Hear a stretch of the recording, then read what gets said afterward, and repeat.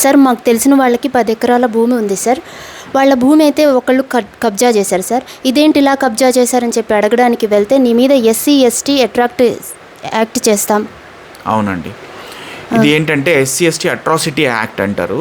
ఇప్పుడు ఏమవుతుందంటే మీరు చెప్పిన వాళ్ళు నార్మల్ పీపుల్ అయితే మనం వాళ్ళ మీద క్రిమినల్ కేసు బుక్ చేయొచ్చు, ఆ తర్వాత సివిల్ సూట్స్ వేయచ్చు, ఏదైనా చేయొచ్చు. We can try to recover the land. Time పడుతుంది. క్రిమినల్ అయితే తొందరగా అయ్యే ఛాన్స్ ఉంటుంది, కాంప్రమైజ్ అయినా కూడా. సివిల్ అంటే చాలా టైం పడుతుంది. నీ మీద ఎస్సీ ఎస్టీ అట్రాసిటీ యాక్ట్ పెడతామంటే వాళ్ళ మీద ఏదైనా యాక్షన్ తీసుకోవచ్చా సార్? తీసుకోలేం, ఎందుకంటే లా అనేది ఎస్సీ ఎస్టీస్కి ఉమెన్కి చాలా ఫేవర్లో ఉంది. కాబట్టి ఆ యాక్ట్ ఎంత స్ట్రింజెంట్ ఉంటుందంటే మనం వాళ్ళ మీద పొరపాటున ఒక క్రిమినల్ కేసు సివిల్ కేసు పెట్టినా కూడా వాళ్ళు ఏం చేస్తారంటే రోజుకు ఒక కంప్లైంట్ ఇస్తారు. ఒక రోజు వచ్చి నన్ను ఎవరైతే ఓనర్ ఉన్నాడో, ఈ ల్యాండ్ మీరు చెప్పిన ఒరిజినల్ ఓనర్ ఉన్నాడో, ఆయన వచ్చి నన్ను బూతులు తిట్టాడు, మమ్మల్ని కొట్టాడు, తన్నాడు అంటారు. పోలీసు వాళ్ళు వెంటనే బుక్ చేస్తారు, కేసు బుక్ చేస్తారు, అరెస్ట్ చేస్తారు, లోపల పంపించేస్తారు. నెక్స్ట్ టైం ఇంకొక ఆయనకు బెయిల్ దొరుకుతుంది. ఒక 3 months తర్వాత 4 months తర్వాత బెయిల్ వస్తుంది.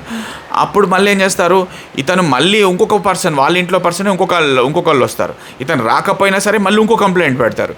ఇతను మళ్ళీ వచ్చి నన్ను తిట్టాడు, కొట్టాడు, తన్నాడు, వాళ్ళ అడ్వకేట్ తోటి వచ్చి అడిగారు అంటారు. ఈ అడ్వకేట్ని ఆయన ఇద్దరిని కలిపి జైల్లో పెడతారు. ఆ తర్వాత మళ్ళీ బెయిల్ దొరుకుతుంది ఇద్దరికి. మూడోసారి మళ్ళీ ఇంకొక థర్డ్ పర్సన్ వస్తాడు. అట్లా మీరు చెప్పిన వాళ్ళల్లో ల్యాండ్ కబ్జా చేసిన వాళ్ళు 100 మంది ఉంటే 100 కంప్లైంట్లు. ఇంకా ఇతను లైఫ్లో పోతూనే ఉంటాడు, వస్తూనే ఉంటాడు జైలుకి. కానీ పర్మనెంట్గా బయటికి రావడం అనేది కష్టం.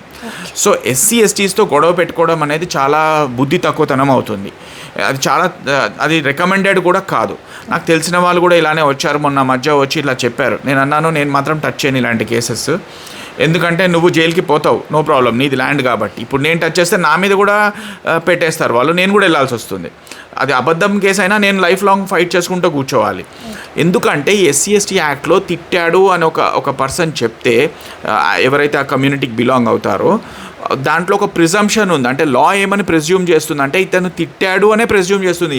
ఆ బర్డన్ మన మీద ఉంటుంది. మనమంతా ఎవిడెన్స్ ప్రొడ్యూస్ చేసి కోర్టులో నేను తిట్టలేదురా బాబు, ఆ టైంలో నేను ఇంకెక్కడో ఉన్నాను, ఇది అబద్ధ ఫాల్స్ కేసు అని చాలా కష్టపడి ఎస్టాబ్లిష్ చేసుకోవాలి. సో ఎస్సీ ఎస్టీస్ దగ్గరికి పోవడం కానీ వాళ్ళతోటి గొడవ పెట్టుకోవడం కానీ చాలా తప్పు. ఎలాగైతే ఒక అమ్మాయితో గొడవ పెట్టుకోవడం తప్పు, అట్లానే ఎస్సీ ఎస్టీస్ తోటి కూడా గొడవ పెట్టుకోవడం చాలా తప్పు. చిన్న పిల్లల దగ్గర కూడా వెళ్ళకూడదు, వాళ్ళతో కూడా అసలు అవాయిడ్ చేయడమే బెటర్. ఎందుకంటే ఈ రోజుల్లో కొంతమంది చిన్న పిల్లలతో కూడా గొడవ పెట్టుకుని ఉంటే పాక్సో కేసెస్ పెడుతున్నారు వాళ్ళ ఇంటి వాళ్ళు. ఇప్పుడు ఎవరైనా చిన్నపిల్లలు మందలించామనుకోండి, మనకి పక్కింటి వాళ్ళు తప్పు చేస్తుంటే మందలిస్తాం. ఇప్పుడు క్రాకర్స్ కాలుస్తున్నారు, చేశారు, మనకు నచ్చలేదు, మనం మా ఇంటి ముందు వస్తావా, ఏదో అట్లా గొడవలు అయితే ఉంటాయి కదా నైబర్స్ చిల్డ్రన్ తోటి. అలా అని చేసినా కూడా వాళ్ళు ఏమని చేస్తారంటే వాళ్ళు అడ్వాంటేజ్ తీసుకొని నా చిన్న పిల్లని హెరాస్మెంట్ చేశాడని తప్పుడు కేసెస్ పెడతారు. So be careful.